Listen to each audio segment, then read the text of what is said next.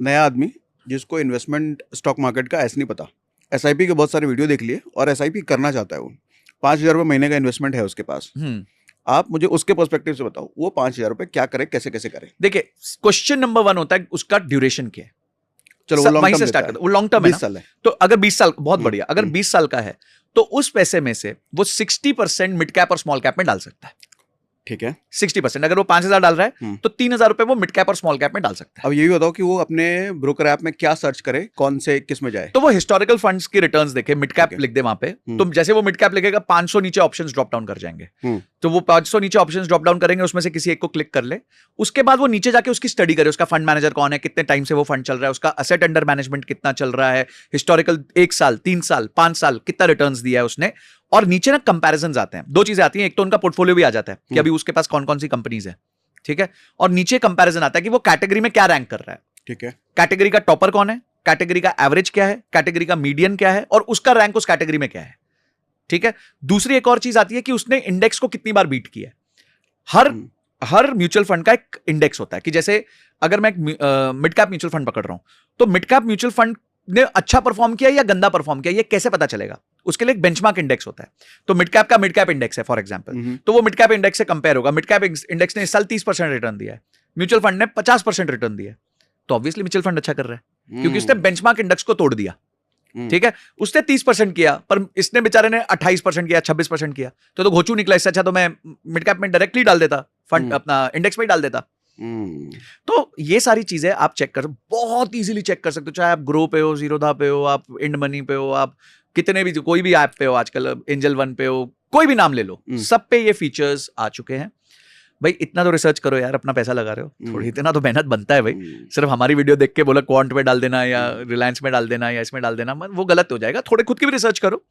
तो मैं आपको गाइडलाइन दे रहा हूं कि इस गाइडलाइन के बेसिस पे आप रिसर्च कर सकते हो। ठीक है, और एक तो स्मॉल कैप आपने बता दिया, स्मॉल कैप मिड कैप, 60% आपने बोला उस पे डाल सकते हो, स्मॉल और मिड कैप पे डाल सकते हो। अब 40% बचा है, 40% में से आप 20% डाल दो ब्लू चिप में, जो रिलायंस ये सब लेवल पे डालते हैं पैसा, और एक आप डाल दो प्योर इंडेक्स फंड पे 20%।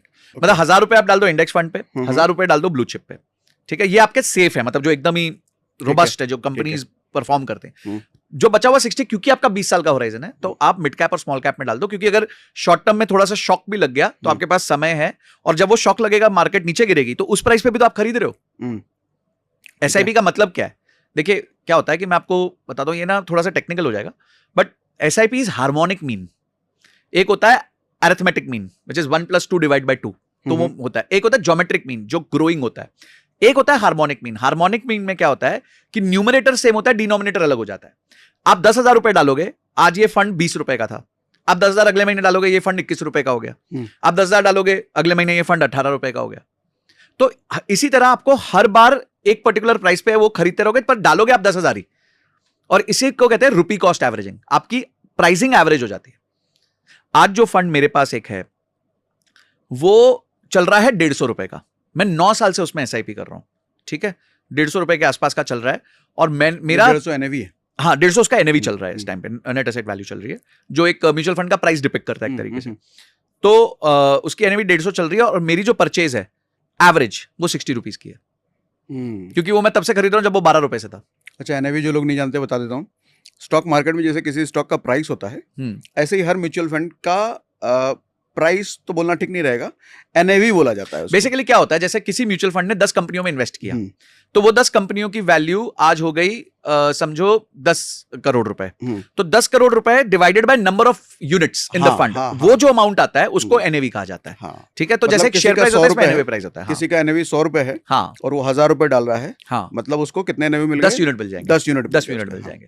तो मैंने 60 रुपए का वो यूनिट एवरेज खरीदा हुआ है पिछले 9 साल में, और वो आज 150 रुपए का है।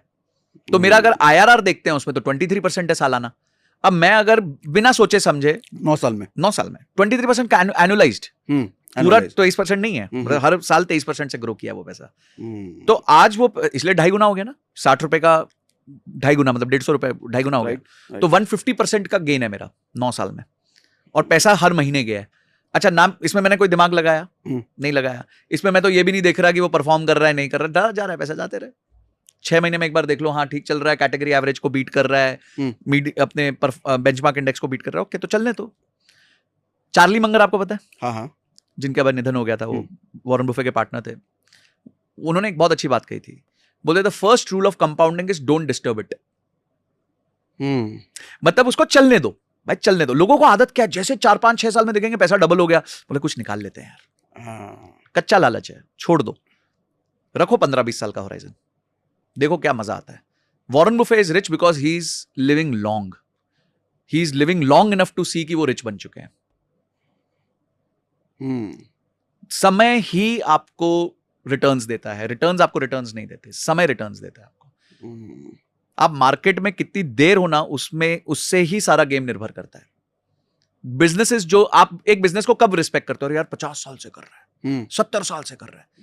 अगर एक सेम बिजनेस का बंदा आपके पास 3 साल वाला आ जाए वर्सेस 70 साल वाला खड़ा है, आप किस कंपनी में निवेश करोगे? 70 वाला। बस तजुर्बा है उसका, तजुर्बा है, उसने सारे ऑल वेदर कहते हैं ना अपन, ऑल वेदर, गर्मी सर्दी बारिश, एक्सट्रीम बारिश, ओले सब देख लिए भाई ने, और जिंदा रहा, मरा नहीं। तो इस चीज की बहुत रिस्पेक्ट है कि आप कितने समय मार्केट में खेलते हो। ये नहीं कि आप साल का 200% रिटर्न बना लो, 300% रिटर्न बना लो, वो सब नहीं देखा जाता। वो क्या होता है कि आजकल कुछ लोग आके दिखा देते हैं मैंने डबल कर लिया पैसा, 1 साल के अंदर ट्रिपल कर लिया। वो कभी ये नहीं बताता कि 5 साल उससे पहले उन्होंने क्या बैंड बजवाई अपनी। वो सिर्फ उतना ही पॉइंट दिखाएंगे कि जहां पे उन्होंने गेन्स बनाए, उससे पहले वो 5 साल कुछ नहीं कर रहे थे, माइनस में थे, वो नहीं दिखाएंगे। आप 7 साल का दिखाओ ना, जब से चालू हुए हो।